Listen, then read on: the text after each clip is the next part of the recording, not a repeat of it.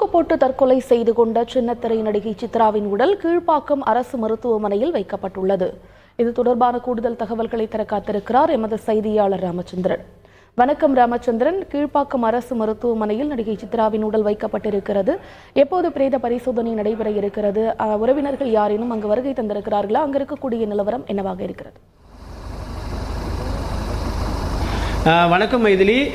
தற்கொலை செய்து கொண்ட பிரபல டிவி நடிகையின் சித்ராவின் உடலானது கீழ்ப்பாக்கம் அரசு பொது மருத்துவமனையில் வைக்கப்பட்டுள்ளது. சரியாக 10 மணிக்கு அவரது உடலானது பிரேத பரிசோதனை செய்யப்பட உள்ளது. நேற்று அதிகாலை இன்று அதிகாலை தற்கொலை செய்து கொண்ட பிரபல டிவி நடிகை சித்ராவின் உடல் சரியாக 7:10 மணிக்கு கீழ்ப்பாக்கம் அரசு பொது மருத்துவமனை கொண்டு வரப்பட்டு இங்கு உள்ள சவக்கிடங்கில் வைக்கப்பட்டுள்ளது. சரியாக 10 மணிக்கு பிறகு மருத்துவ குழு சார்பாக இந்த பிரேத பரிசோதனை துவங்க உள்ளது.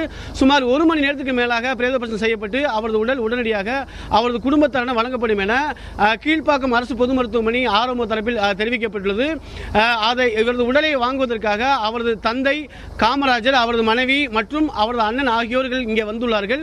குறிப்பாக இவரது சித்ராவின் தந்தை திரு காமராஜர் அவர்கள் காவல்துறையில் உதவி ஆய்வாளராக பணியாற்றி ஓய்வு பெற்றவர். அவர்களுக்கு மிகப்பெரிய அதிர்ச்சியை ஏற்படுத்தியுள்ளது. இது குறித்து அவரிடம் கேட்டபொழுது தற்கொலைக்கான காரணம் இதுவரை நமக்கு தெரியவில்லை. நேற்று அவர் படப்பிடிப்பிற்காக பூந்தமல்லி அருகே இருக்கக்கூடிய EVP பிலிம் சிட்டிக்கு சென்றார். பிறகுதான் இன்று காலையில் எங்களுக்கு தொலைபேசி வாயிலாக காவல்துறை தகவல் தெரிவித்தனர். அவர் தற்கொலை செய்து கொண்டார். அவரது உடலானது கீழ்ப்பாக்கம் அரசு பொது மருத்துவமனைக்கு கொண்டு செல்லப்பட்டுள்ளது. அங்கு அவரது உடலை பெற்றுக் கொள்ளுமாறு காவல்துறை தரப்பில் அவருக்கு தெரிவிக்கப்பட்டுள்ளதாக மிகப்பெரிய அதிர்ச்சி ஏற்பட்டுள்ளதாக அவர் நம்மிடம் தெரிவித்துள்ளார். சரியாக 10 மணிக்கு அவரது உடலானது பிரேத பரிசோதனை செய்யப்பட உள்ளது. இங்கு இருக்கக்கூடிய சவக்கிடங்கில் அவரது உடல் வைக்கப்பட்டுள்ளது.